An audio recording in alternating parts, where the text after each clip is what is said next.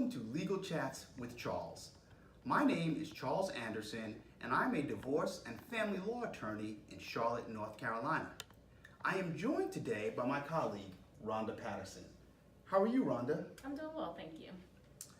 Rhonda, one of the questions I get all the time from just friends, people that I meet at cocktail parties, is how do you calculate how much child support I'll be receiving or how much child support I'll have to pay in North Carolina? Do you get that question as well? Yes, very common question. I figured you did. Do you mind explaining to the viewers how child support is calculated in North Carolina? Sure. So North Carolina uses a guideline that incorporates the parents' combined monthly income and the number of children to come up with a total monthly child support obligation.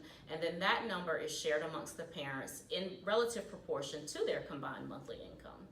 Whoa, now wait a minute. That sounds pretty complicated.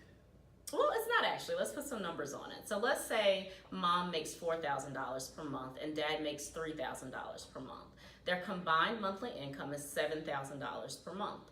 The North Carolina guidelines would say that for one child currently, that total child support obligation would be $965. So mom would be responsible for 57% of that, which would be $551 per month, where dad is responsible for 43% of that, or $414 per month. Okay, but are you saying that both parents have to pay child support? That would seem a bit strange. No, that's not what I'm saying. So the parent who primarily resides with the child, or the custodial parent, they don't pay out their portion of that total monthly child support obligation. It's the non-custodial parent who pays their portion to the custodial parent. So in that example, dad would pay mom, assuming mom is the primary custodial parent, $414 per month.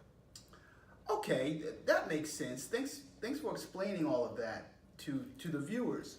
But how in the world would a math-challenged parent ever be able to do that calculation? So thankfully in North Carolina, the courts have created a child support worksheet.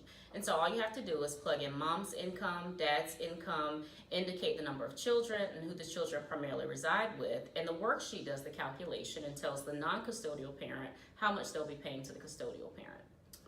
Great, that definitely makes it easier. Now, Rhonda, I've also heard that expenses for health insurance as well as expenses for work-related child care, that those things change the child support amount. Is that true? Well, yeah, they certainly can. So health insurance costs and work-related child care expenses do increase that total monthly child support obligation.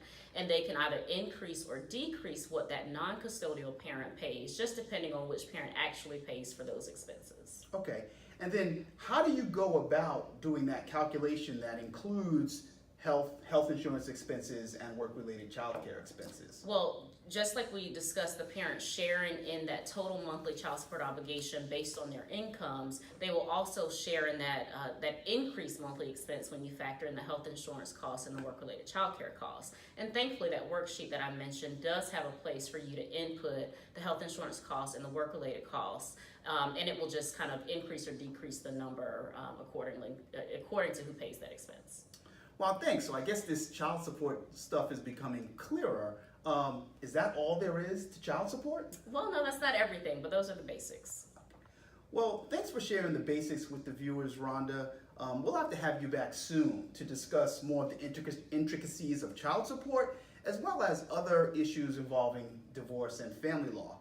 Why don't you tell the viewers how they can get in touch with you if they'd like to consult with you personally on a family law or divorce issue? Sure, well, you can call me at 704-749-3106. Thanks, Rhonda.